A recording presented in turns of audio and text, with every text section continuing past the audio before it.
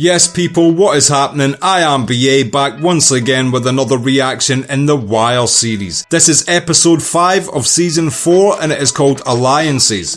Last episode, Marlowe basically did everything in his power to make me start to dislike this dude. Killed that security guard last episode just for asking Marlowe to pay for the items which he stole from the shop. It wasn't like, you know, they said the reason was talking back. Talking back to what though? It's not like he said fuck you mate. He was just saying, bro, please pay for this. I get fired if they see me letting people just take shit and walk out. Please don't get me fired. It's infuriating to see a fucking hard-working dude just get bullied and picked on like that. And then not only that, when he had any sentence to say about the fuckeries of it, he's now dead. I think Snoop showed her fucking like low-key psychopathic side last episode when they were dealing with that as well. The fact she's like keeping mementos from their kills. It's a very serial killerish thing to do. And it suggests that she's probably a fucking psychopath. Not that she hasn't found murder funny up until this point, but that's kind of a signifier. When you're dehumanizing your target so much that you're willing to take a little keepsake just to remind you of the fun time you had that time you shot the dude in the face and nail gunned him into an abandoned building. Great memories, that's why I've got this the badge. Oh, you'll like this story. Take a seat. I'd low-key like to whip that sheriff's badge into Snoop's neck like a fucking ninja star. And you, Chris, just cause you're the quieter one of the two, don't think you're off my radar. Are you gonna have such a scruffy haircut and facial hair when you're working for the top dog? Get a fade. You fucking look like Bubbles with a nicer shirt. How you gonna be an assassin? Fuck off, Chris. But yeah, the main reason why Marlowe is now public enemy number 1 to me is, of course, Prop Joe gave Omar that kinda dodgy information. Would you call that some bullshit information? Like, Prop Joe knew Marlowe was gonna be at the poker game, okay? But he also was correct in the amount of money that Omar would be able to rob from it. It's not like he was bullshitting him a figure just to get him in the room with Marlowe. So he kinda told the truth, but he also knew exactly what he was doing. I don't know whether he was expecting Omar to deal with Marlowe then and there, or he just wanted to dent Marlowe's business in some way for not agreeing to the co-op. Regardless, this is all Prop Joe's doing, and I just really hope that Omar doesn't die, because you know Marlowe is going to come back for Omar. He's going to direct his hitters to look for Omar. The thing is, if a real cruel person comes for Omar, Butchie will probably die. It's the way I see it, because Butchie's the one that's always out in the open. You always know where to find Butchie. He's at that bar. It seems like he might be easier to be gotten to than Omar. Which is ironic, because Omar was giving Marlowe that speech like, I can find your people way quicker than you can find mine. Realistically, Omar has one person, Butchie. And I've got a feeling Marlowe could find him. So here's hoping that nothing happens to Butchie. Really love that character, by the way. Butchie's such a great character. His character just subtly grew exponentially in like what I knew about him. Obviously, he was introduced during the Tillman in jail with a Spike Package storyline, but from there he's really shown he's a wise confidant of Omar, makes him make smart decisions, and it shows like someone out there loves Omar, and Omar loves someone out there, and it's good to see that shit. The name of this episode is Alliances, so here's hoping there is a big ass alliance against Marlowe. Here's hoping Marlowe doesn't get in no alliance with nobody, because that'll just be even worse for everybody if he fucking throws his hat in the alliance ring now. Fuck off, Marlowe. You've been a Billy No Mates up to this point, don't start striking handshake deals now. We also saw Colvin start at the school, we saw Cutty start for the juvenile roundup job at the school. A lot of these characters we know and love are getting brought closer to this school, which is cool. I thought maybe only Presbo, a couple other people we recognise might be there, but it seems like more and more people we really like are going to be centralised into this school, which is great to see. And my main thing is, I have no fucking idea what's going on with Michael just now. Let me break down a few things. Okay, so at first you think, does Michael have the worst home life out of all of them? Because of the way he is, he's quite introverted and shit. Is there horrible abuse going on? What's the deal? Then he goes home, and his mum and dad are just, you know, a mum and dad chilling on the sofa. He goes, looks after his brother, and he's still quiet to his mum and dad, to everyone. So I'm trying to figure out, like, what the fuck is this dude's deal? The only other thing I can think of is this guy supposed to represent another Avon and another Marlowe? Like, you know, if we gave Michael 10, 15, 20 years, would he be the dude that comes for Marlowe? Is that what they're trying to show us? That independent dude that don't want to borrow nothing from nobody and wants to mind his own fucking business? Is that the guy that grows up to be the next Avon? It's the only other thing I can think they're trying to portray with this character. Regardless, I'm curious as to why he's so introverted and not accepting lifts home, running away randomly and shit. It's piqued my interest, so here's hoping it goes further into that. But without further ado, this is Alliances, Episode 5, Season 4. Let's check it out and see what it's saying to it. Who's working that juju shit? Nah, man. What I'm saying is they zombies. Why you think he take them into vacants? He need time to change them.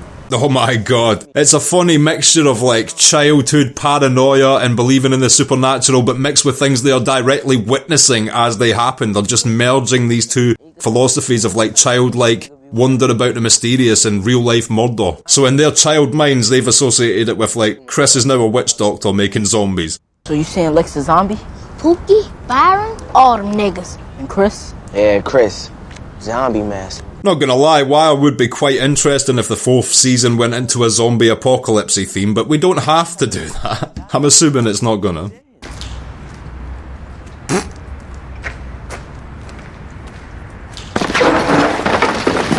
That's funny. Typical kid thing to do though, you know, you put the shits up one another with a fucked up story, and then, like, the slightest snap of a branch in the distance or something will prompt everyone to just fucking leg it. In school, when I was a child, young primary school, that's like between the ages of 5 to 12, there was a rumour of a ghost of Bloody Mary, Mary Queen of Scots. All Scottish schools have this ghost story that the Mary, the former Queen of Scotland who was beheaded as a ghost, she is in the school bathrooms. So what you have to do is you go into the school bathroom and say Bloody Mary in the mirror 5 times on some Candyman shit, and Bloody Mary will appear. But true story, like, my whole class was buying into this shit, and little skeptic atheist BA even back then was a bit wise to the fact that probably was no Bloody Mary about to come out the mirror at me. One of those metal school coat pegs had broken off as we were walking to the toilet. So I took this metal coat peg and put it in my pocket. There was about 12 of us in this bathroom, everyone chanting Bloody Mary, and I stood at the back of the group, and on the 5th Bloody Mary, I threw that metal coat peg off the tiles of the bathroom floor, creating a giant clang, and I shit you not, all 12 of them dudes fucking legged it screaming, and I was just left there kinda giggling to myself. True story. I was the Bloody Mary all along. Tell me you ain't been on bended knee, whispering in his saintly ear each and every night before you close those peepers. I know you have, Tommy. Catch a break like this. What is Valchek giving him now? Is this the new witness thing again? I thought he mentioned that in the debate. Tommy, remember, anything you need. Why is Valchek being so brown-nosy to Tommy? I understand Tommy has the potential of becoming future mayor, and then that'll give Valchek more power, but he's just as much reason to do the same thing to Royce just now in case Royce wins. So I don't understand why he's like essentially throwing his hat in the ring with Tommy. Probably racism. I go public? They can't spin this. They're sabotaging a criminal case. No spin on a knuckleball, you still can't tell how it's gonna break. We feed it to Tony Gray.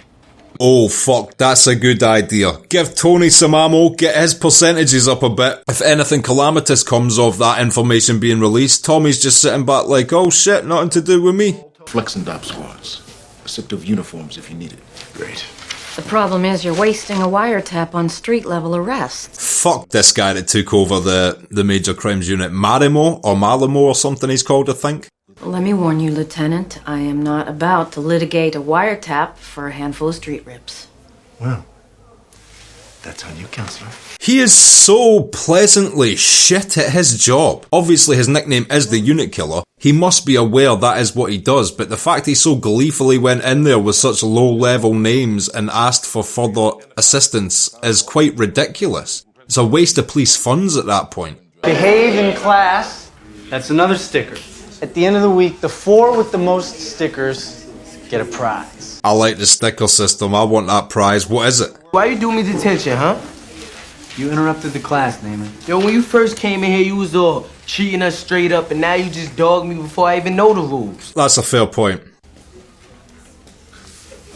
I like that Presbeluski acknowledged that it was a good point as well.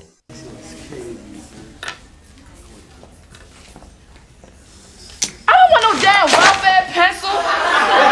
Oh, fuck. I thought he was getting the hang of it there. He was so close.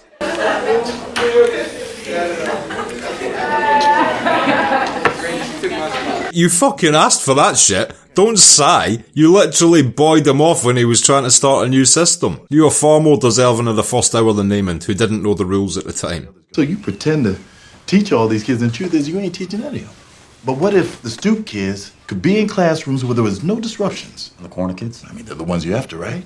Bonnie just walks through life thinking of better ideas for the systems he's associated with and just meets brick walls. What a frustrating character Bonnie Colvin is. Not that he's frustrating, but the frustrations he faces, I feel, third hand, second hand. Second hand frustration. You understand the work? Come on, this is easy. I know you can do it. Why is Michael so introverted and angry? I really need to know. Maybe it's just his disposition. Fuck you, Presbo. Fucking gimpy ass big real motherfucker. That's it, you're out of here. Ah, fuck. This is so tough at their ages. Police stick out your desk and beat me. You know you fucking want to. Oof, this is tense shit, man. I feel so bad for Prez. He is trying his best. I ain't saying Omar can't be got. Any nigga can be got. But once we put word to ear, and he learned that we pressing on his head, he's gonna be trying us like we trying him. Even Chris knows Omar's gonna be a difficult one. Sit on it. We're gonna figure out a way to get that faggot. But till then, we don't say a mumbling word. Chris seems to have very good ideas compared to Marlowe. If Marlowe didn't have Chris around with him, I think he'd already be dead. Chris seems to be like the Stringer Bell to Avon. Do you know what I'm saying? You got $4 for me? I'm short $4. What the fuck are you talking? Got a car full of shit, nigga. What the fuck? This is some bullshit. Don't need a 4 now, son. Ah, fuck. Was Bubbles' friend working the corner there or something? I don't understand what the debt was over.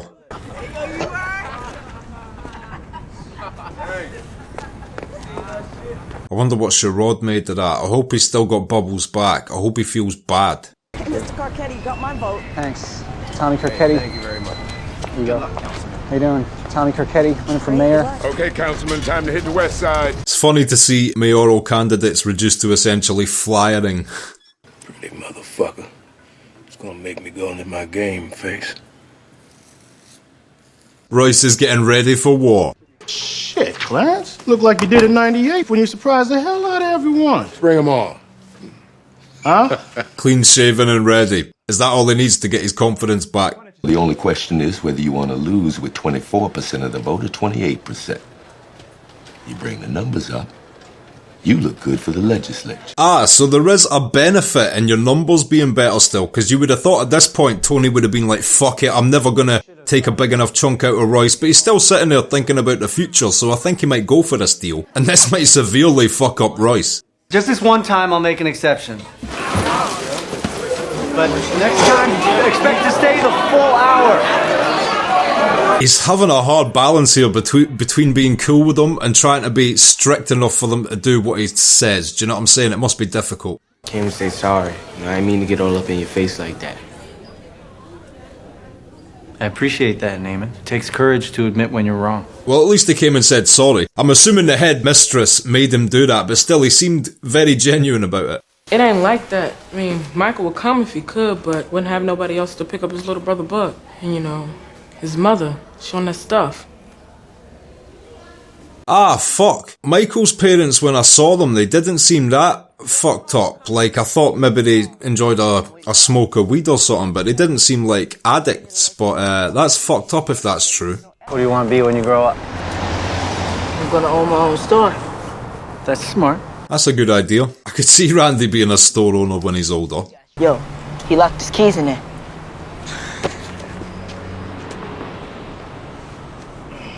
It's funny he's still looking around even though he's been given a go-ahead by the owner. I wonder how he feels about that piece of help. I think he was slightly impressed, but also like, oh my god, these guys are just gonna be criminals.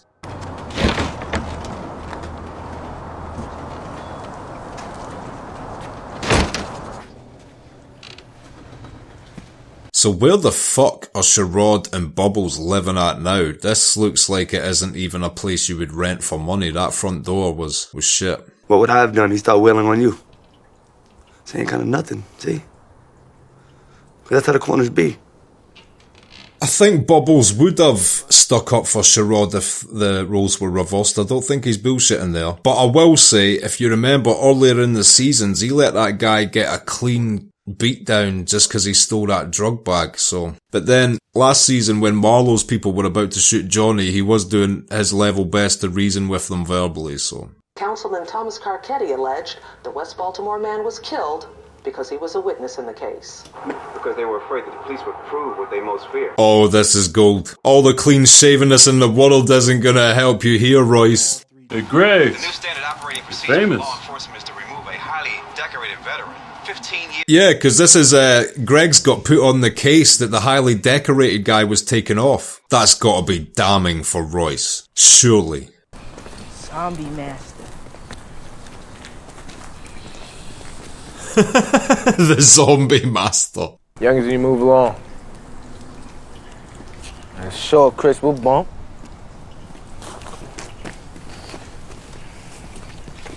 Would they really leave if they thought he was about to turn their friend into a zombie? Look, we always in the market for a good soldier. You see one we like, we take care of the situation. Take him in, school him, make him family. It's his disposition that Marlowe really liked, which is funny because I did say he was like another Marlowe or Avon. We be around, you need something.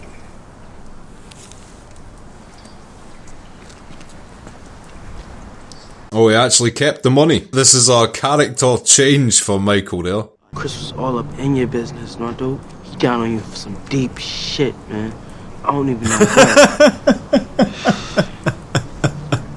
Nah, I'm just fucking with you, man. You know what? Whenever Michael does speak, he has a sense of humour as well, or he's got an observation or something to say. He does have personality in there, but that makes sense that that's why they were focusing on him. I was worrying that they were pettily for some reason going to kill him because he didn't accept that money, but that's something Marlowe appreciated, and he saw the soldier in that guy. And it's fucked up to look at kids as prospect soldiers rather than prospect fucking scholars or doctors or athletes with their potential. But that's Marlowe's game, and he sees that guy's a keep it hush kind of guy, to himself kind of guy, backs his friends, doesn't take handouts. That is a very good prospect for a gang, unfortunately. Look, you told me you specifically wanted me to not... Irvin, you may leave. Mr. Mayor, that will be all. So I wonder if that's his way of saying Burrell is straight up getting fired for this shit. Because didn't Burrell blackmail him previously? Now, I need a word or two with your deputy, Irvin. Oh shit, is Rawls the new commissioner? I tried to warn him. I mean, if it leaked out a homicide about the dead witness, why wouldn't it leak that we bumped a detective? I do not remember the scene of Burrell telling Rawls to do that, but I do remember the scene of Rawls enforcing that action. Is he telling the truth here? I need you to make this go away, Bill. I won't forget. Believe me.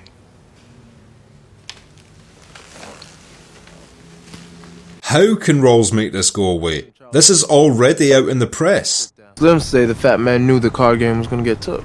He did he? Set it up. Marlowe might just fucking shoot Prop Joe after hearing that information. Omar gonna come in your store, stick it up, rob you. You gonna call the police, make a report. Feel me? He's asking him to snitch on Omar. So his new plan is to try and imprison him. I fucking have no idea what's going on. Or does Marlowe have people in the jail that can kill him when he goes jail? You can go back to the cafeteria. Or hang up here. He's a really interesting character, Michael, because you just don't know what way he's going to go this season. He seemed like he was impressionable to the offer from Crystal, I will say that. He might end up rolling with Marlowe. I packed too much.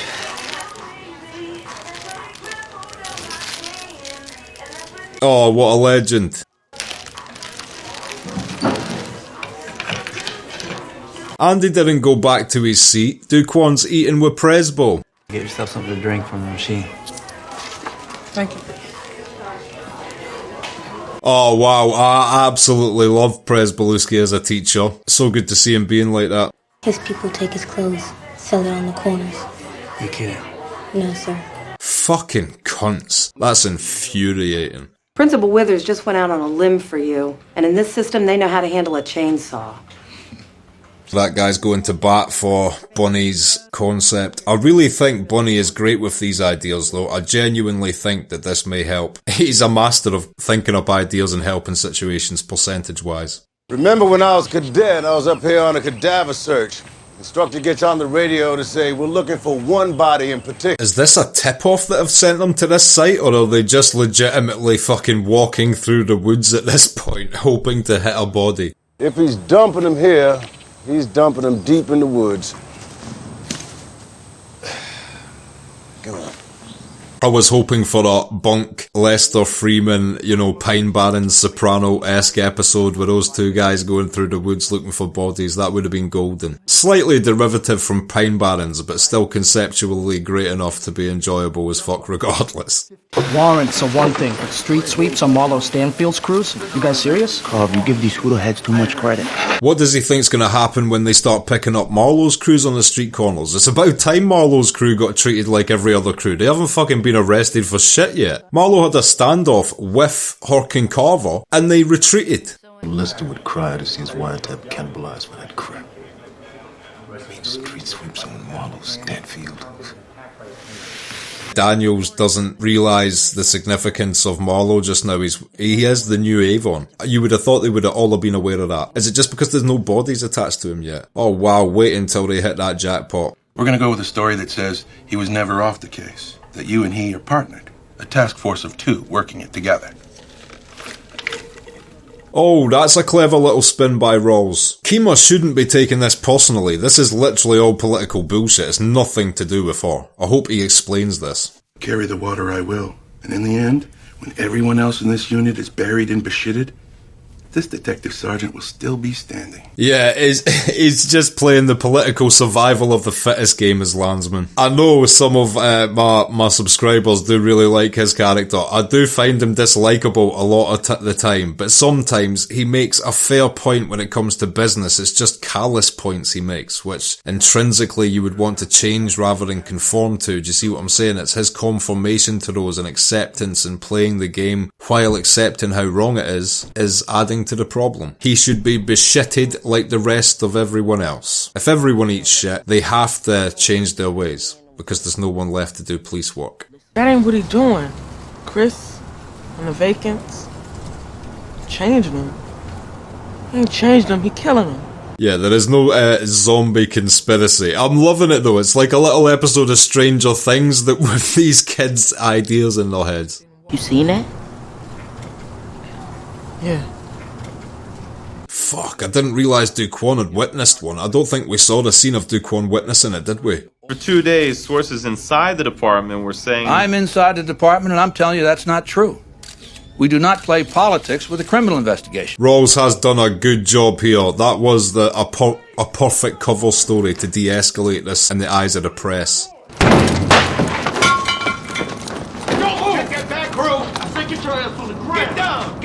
These raids all look so pointless. We had this as a stash house? According to the wiretap. How long ago? They move them around, you know.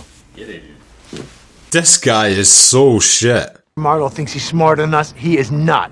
Sergeant, I want to know where he hangs. Is this guy actually, giving a fuck about Marlowe now? He does seem like the type of petty guy that even though he wants the unit completely his way, he will go after Marlowe. Be curious to see what he does, this guy. I thought his whole game was just, kill the unit and then be like, nice, my job's done. But he seems like he was killing the unit just with his mentality alone. And he still wants to get Marlowe in some way. I had nothing to do with that nonsense. Now, that's a straight-up lie. I was at that damn meeting when you told him, slow the case down. He did say slow the case down. It's not anyone else in that room's fault how they chose to interpret that if he's not specific enough. You think a shave and some Marcus Garvey posters are gonna get you over? You think that's gonna make up for jumping in bed with every damn developer? Shit. Guy makes A very fair point. Royce has woke up and shaved his face and thinking he's ready to win this election again. He's not really bringing anything to the table right now. He's getting chunks taken out of himself while doing nothing to rebuild himself. Even though this shit's went away, it still will make a little dent, you would think. Some people won't believe this spin story. If I was in Baltimore at the time and saw that shit on the telly, I'd be like, bullshit, something else went on, vote for someone else. Come November, I'm still gonna be the only game in town.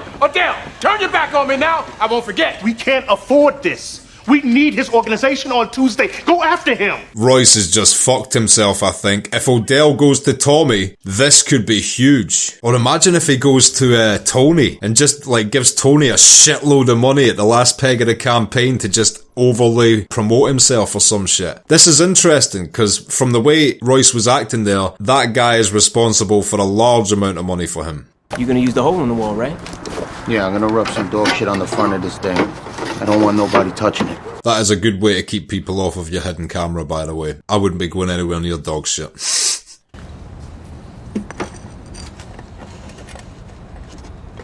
Huck building a little cave for himself there, getting back to his natural habitat. How we doing? We need to go.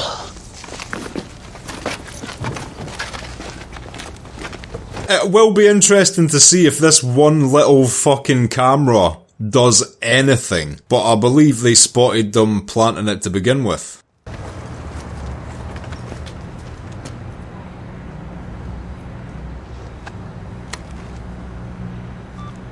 Already spotted. What a fucking terrible job everyone in that unit is doing now that Daniels and Lester and Keymart, Bunk, McNulty, they're all gone. I feel bad for Sidner. Is it Sidner still there? You'd have gone about it different. Yeah, I just did too. Like you. Got my 9. Fuck Christendom.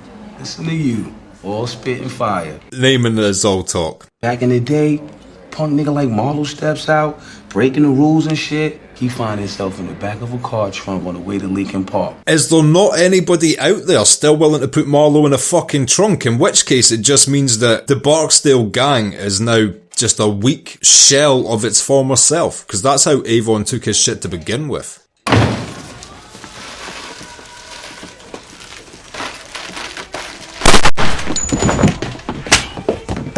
What the fuck? Say, Omar. Omar. That is fucked up, man. As if he just killed that fucking woman. What a cunt. Just when I thought, I was literally just thinking, this is the first non-psychopathic thing I've ever seen Chris do. What a gentleman. Fucking hell, man. What a piece of shit. Snoop can fuck off as well. I dislike all that crew now. Chris, Snoop, Marlo, fuck all them guys, man. This motherfucker's history. Is this legal? I mean, in accepting what they're saying? Don't go Freeman on me. They must be saying nothing though, do you know what I'm saying? Because they've already been tipped off the cameras right where he's standing at. I bet they're just saying, fuck the police. Yeah, fuck the police. Yeah, they think they're cool watching us, fuck the police. They're making movies. Yeah, how you want to play it? I ain't sure. Let's see the fat man. They want to go talk to Proposition Joe. Why? Did he think Proposition Joe had anything to do with that camera? Because he definitely doesn't do that shit. Prop Joe ain't a snitch.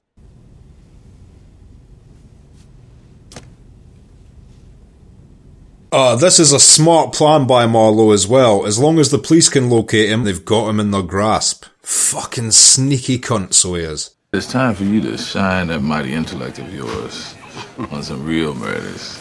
Give up the hypotheticals and shit. If he just figures out a way to deduce that it might be behind one of these boarded up doors, oh my god, he'd hit a jackpot. Watkins is breaking with the mayor. How do you know? I know. I've carried the mayor's water because I had to, Councilman. I'd love to see some new blood in this city. Nice. So, Rawls is being a double agent against Royce. I'm liking this shit. At first, I did not want Tommy to win this shit, but I'll tell you what, thinking about it, it would just be interesting to see if he does manage to make a change or not. So I want to see him win just to see how he is once he wins. District Officer Watkins, Gilmore Street. And fuck them red lights, man. They cannot wait to get the back into this guy. Royce is done for if they manage to get him on their team. There's all kind of proof. They plan on executing those Friday. Time it with the election, I guess. How the fuck did Prop Joe come by that? Does that mean Proposition Joe has a police insider? Video. You heard anything about me through your travels? Had no incentive to listen. Do now. Now Marlowe's raising an eyebrow to working alongside Proposition Joe. It'll be interesting to see where things go from here, because essentially that was Marlowe saying, like, if you can figure out why I'm being filmed, I'll work alongside you. I'm unsure as to whether or not Marlowe keeps to anything he fucking says, but at least he had yet another civil discussion with Proposition Joe and didn't just kill him. The equation changes for him, but not for me. I'm a white mayor in a majority black city. That's a good point. That shows him that Tommy will give him loyalty even after the election. Last poll that Clarence showed me, he was up by 7 points. Bullshit. I'm within 4. Whoa, shit's getting tense now. I think Tommy may have just sold himself to that guy there, because he brings up a fair point. Like, after Royce wins the election, he has no further need for that dude. All his words might be bullshit, but Tommy, just by default, will need to keep that guy around. So it guarantees him a certain amount of loyalty and proof that he'll have a say in things even after the election. I don't see why that guy wouldn't finance Tommy at that point.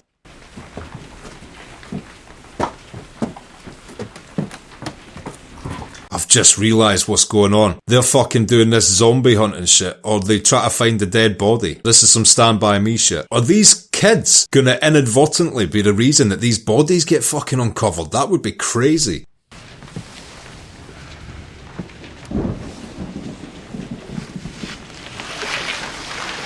I like how they brought a bat just in case it was a zombie though. Let's not rule out zombies. We'll bring bats in case of zombies. Probably just a dead body. Feel better? He feels better they're dead. I would have felt better if they were zombies. I'd be like, fucking awesome. Look at Lex, zombieing about. Zombie security guard still wanting his money from Marlowe. You didn't pay for the water.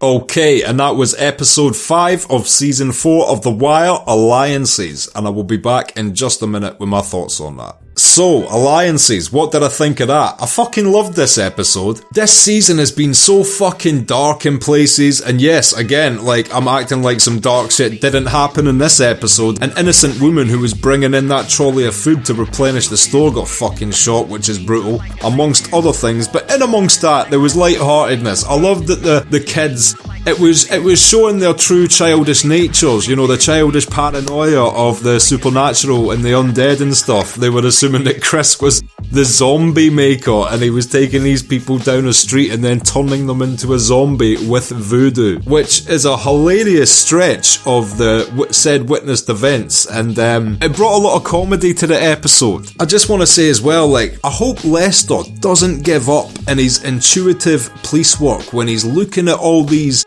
unfound people up on his board and knowing that these bodies must be somewhere. Just the fact that the kids took the board off of that door there when they went to look at that body, they don't have the nail gun or nothing, they're not going to put that board back up. Is that in some way going to finally lead to someone just wandering in there, because it's just going to be an empty open house with an open door, and seeing what's actually there? I'm just waiting for this moment.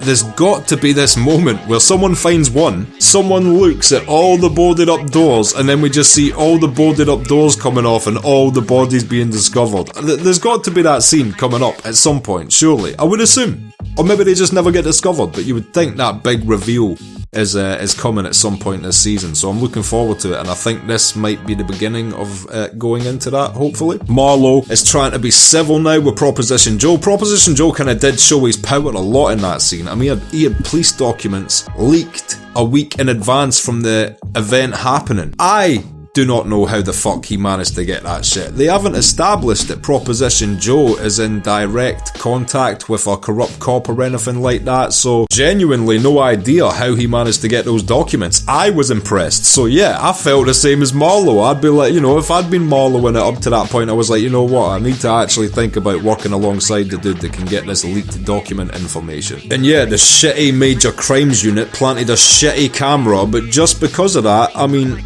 all Prop Joe needs to do is explain to Marlowe who's doing it and why, which is the information Marlowe requested, and Marlowe said, you know, I'll think about doing this co-op. So we may yet see some civility begin from Marlowe. Who knows, but If he was smart just now, he would roll with them. There is so many more benefits about being part of a larger operation than just being solo like that. I mean, the downside is if there's one snitch in a large operation, it's a large operation with many names getting snitched on. But if you keep your large operation tight, there's a lot of benefits, especially when it's like you're all doing the same product and essentially you're supposed to be rivals. So how do you stop wars? You become United Nations, literally. And Presbo is still getting the hang of this shit. I feel like step by step he's getting used to it, and I love that scene when he was with all the kids eating lunch and he spotted all the individual issues and he was being so nice to Duquan. He learnt about the problems in Duquan's household. We learnt that apparently Michael's parents have problems with heroin as well. They didn't strike me as like fiends like Duquan's parents did, but perhaps that information is correct and that's why Michael's like that, because he did remind me a lot of Wallace, who looked after his family in season 1 because of the fact that his mother was an alcoholic, etc. Rough shit though. You shouldn't have to be parenting when you're like 13, 14 years old yourself. Oh. And I'll tell you another thing. Maybe I'm wrong, but I don't remember seeing McNulty in this episode. Is this a first ever Wire episode without a McNulty appearance? I'm not sure if that's accurate, but I swear we didn't see McNulty this whole episode. They're essentially the protagonist we followed from the start from the police side. And of course, Rawls played an absolutely beautiful move for the mayor by combining Greg's with the detective who was put off the case and said she was actually brought on to be part of a team. So he did good damage control. But unfortunately, is it Ordell? He left the mayor hanging, and Tommy was right in there after Rawls gave him the information. So Rawls was not only pandering to the mayor, but also double agenting and hoping Tommy gets elected. And Tommy ran straight to Ordell, and pled his case, and I think that he saw a lot of merit in it. So it's looking more and more likely that Tommy might edge these final 4 or 7 points, or whatever the amount of points it was he claimed he was behind, and Tommy Carcetti might be the new mayor. That'll be crazy. Tommy Carcetti would be amazing at the video game Fall Guys. He just strikes me as the dude that'll pull and claw and push his way, push other people down pits and shit just to get to the finish line. He's gonna Fall Guys his way to this mayor position. If you've liked this video, click like, subscribe to the channel if you'd like to see more videos like this, ring the bell to be notified as to when they drop. Anything you want to talk about, just comment down below, and share this video around to just like one person you think might appreciate this or the channel. Help build the channel a bit and everyone can watch this shit along with us. My Patreon link is down there in the description. If you become a patron, you get access to exclusive polls and posts. You get access to these reactions I put on YouTube a month and a half in advance. And you also get access to full-length versions of everything I post on YouTube and react to. You just sync up your copy of the show with my reaction, bang, we are sitting watching The Wire chilling. So consider becoming a patron, it helps me and the channel out so much. And until next time, I have been BA, peace.